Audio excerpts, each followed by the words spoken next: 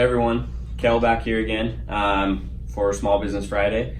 I'm going to continue with the common misconceptions in SEO theme that we've been going on, but I'm actually going to relate it to web design. So common misconceptions in web design. The first one we're going to go over basically is looks are all there are to good web design. That's not the case. In reality, good design takes user experience into account and creates elements that function flawlessly, are easy to interact with, and are helpful to your users.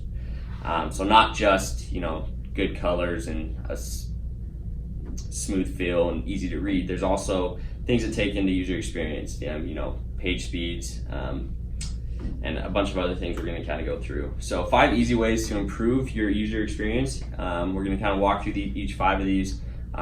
First, I'm going to read them all off and then kind of dive into each one a little more. So first, include a clear call to action on each page. We've talked about that before. Also, choose colors and fonts that are easy to read. Find and fix any broken links, and then remove elements that slow down your site. And lastly, consider mobile and tablet users, kind of that responsiveness that we talked about before. So first, just include a clear call to action.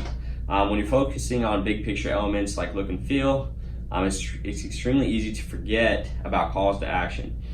However, call to actions are a crucial element to your website, and they deserve their own special attention. Every single page on your website should have a call to action. It's that funnel that we talked about. Every visitor that we have on your site, we want to funnel them to a specific action. So some examples of call to action: an option to subscribe to your blog or newsletter, a link to your contact form or contact page with a form, links to other pages on your site, downloadable PDFs, scheduling tools,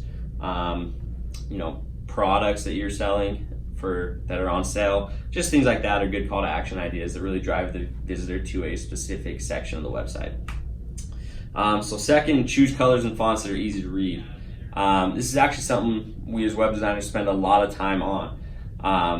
We want to create a layout that's attractive, but it's also makes it easier for the user to kind of get the information that they need. You want to aim for good contrast. That is a reason that most word processors are black and white. It's really, black stands out on white. It's good contrast. In web design, most websites aren't just black and white. So we have to look at the colors that we're using and make it a healthy contrast to make it easier.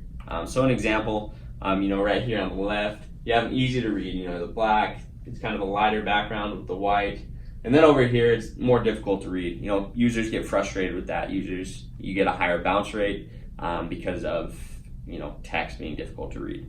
There's been a number of clients that have come to us that are older that have actually complained about this on a number of websites. They say they don't want their website to be like this because they've noticed it on other websites. So find and fix any broken links. A broken link is just a link that, like it says, is broken. It doesn't lead to the intended destination. It causes frustration for customers and visitors to your website. When we take on a new web design client, we look at their current website and analyze it for things like broken links. And most of our clients come to us with broken links. Just a heads up there. So like I said, it's incredibly frustrating for customers and visitors of your website to come on a broken link, and you actually lose a lot of interest in your site, and most people just kind of leave the site altogether, and that's a wasted conversion that you could have had if it wasn't for that broken link. So next, kind of that page speed we've talked about before. Remove elements to slow down your site. I've hammered this on multiple videos. It's a huge problem in web design. If a website doesn't load quickly enough, you lose a large percentage of your visitors, which again could have been potential conversions. And then 5, another thing we've hammered is just consider your mobile and tablet users. User experience is huge, and since a large percentage of website visitors come on mobile devices, you want to make sure your website's responsive. There's a new practice, it's mobile first design, mobile first indexing, that you want to build your website from a mobile standpoint first and then break out to a desktop. That's because the majority of people that are coming to your website are mobile, like I said. So you really want to make sure that your website's responsive and it generates a good user experience that way. So those are our 5 tips and tricks. If you have any more questions, don't hesitate to shoot us an email, call us, or just leave a comment and we'll get back to you. So thanks. Have a good one.